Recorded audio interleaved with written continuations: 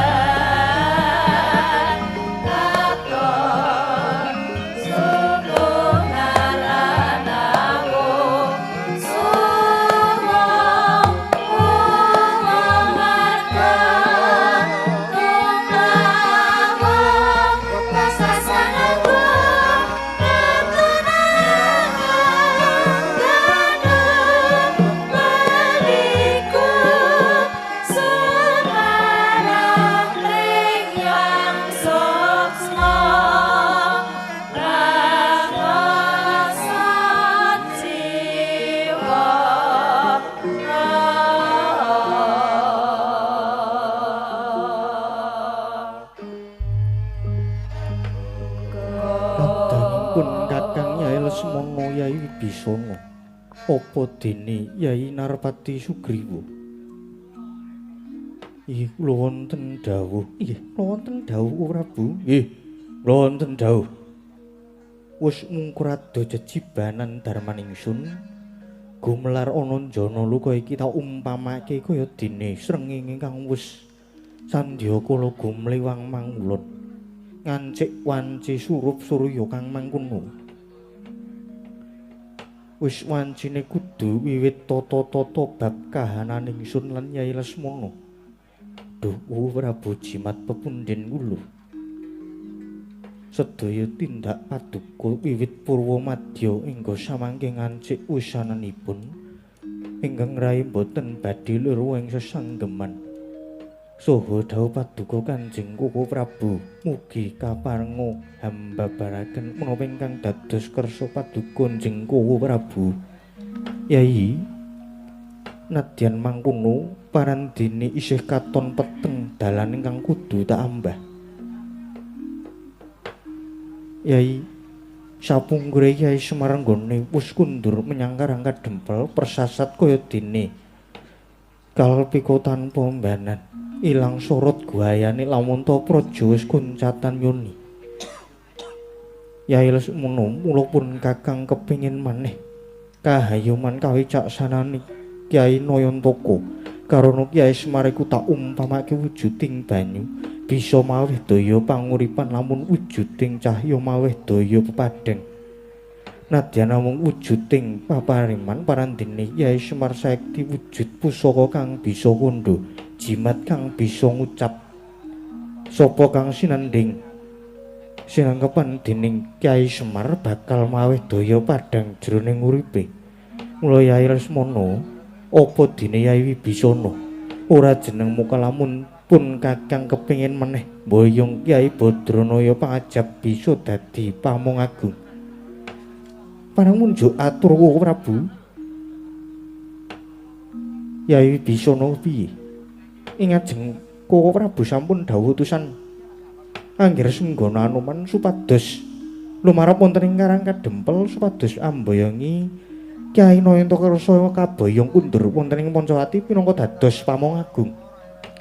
Regisa menika gandeng angger senggana sampun keparangsuhan malih lajeng kula aturi dangu menggah kados pundi kabul kawusananipun. Sinuwun prayogi anak kula pun senggana Anoman lajeng tumuli dipun dangu kados pundi anggenipun suwan Kyai Semar. Prayoga mangkono Yai. Anoman kaslak nata ling rasaku kepengin ninggal nguningani nggonira ingsun dawuhi supaya mboyongi Kyai Semar kadiparan Anoman. Kepareng munjo atur lepat sumadung deduka sinuwun. Nalika semanten ingkang abdi sampun kelampah suwan wonten Karangka Dempel supados amboyongi Kyai Lurah Semar Badranaya. Nanging anyarengi menika ugi wonten ingkang ngriwuk kimpul bebarung sinang utusan saking negari Ngamarta saha saking negari Ngastina nunggal sedya badhe amboyong Kyai Semar. Sulayaning Rembag temah kula dados pasulayan kaliyan utusan saking negari Ngastina sasampunipun ngaten lajeng wonten dawuh pangandikanipun Kyai Semar bilih panjenenganipun gadhahi punagi utawi pepanggil sinten kewan kang saged amboyongi Kyai Semar nanging kedah saged mirangkani punagi ingkang wujudipun Sekar Pudak Tunjung Biru menika sinuwun. Lelenging driya mangu-mangungkung kaduhan ring manglerna tanpa kanin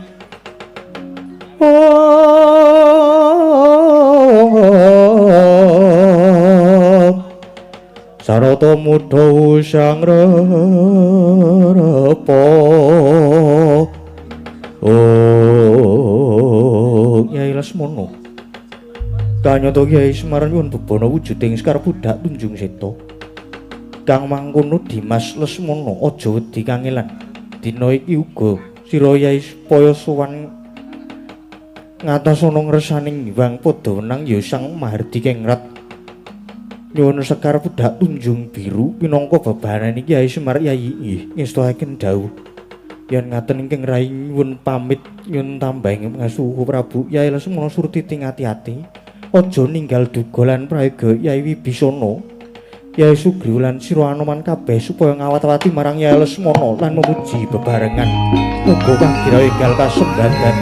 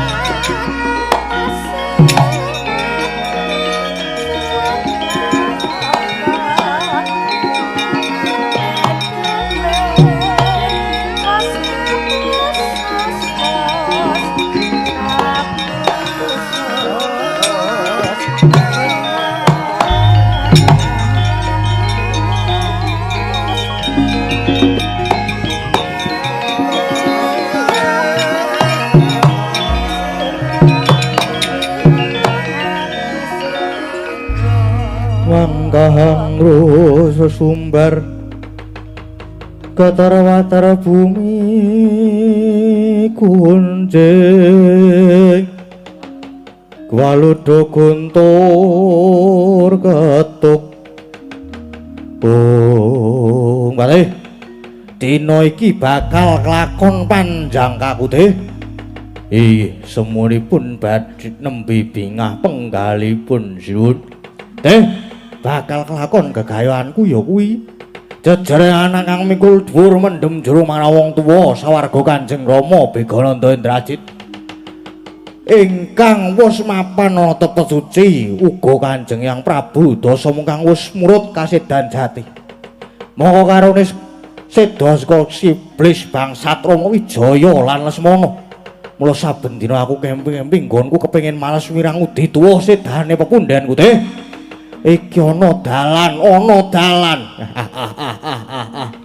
dina iki Lesmana pisah karo Rama kabar sing dak tampa Lesmana bakal budal ana suwa Jawa golek sing jenenge Semar wah bakal ringkeh kekuatane Lesmana tak umpamake negara wit aja deleke dhisik nanging pang-pange kudu dipripilih dhisik Grit lampit brungkat kimpul gajah gelar singa barong wadyabala supaya dikencengi nggone dandan dibudalake waton lanang nyekel gaman Lesmana tegah dalan tak kokope geti wis wae kedhaos sinuwun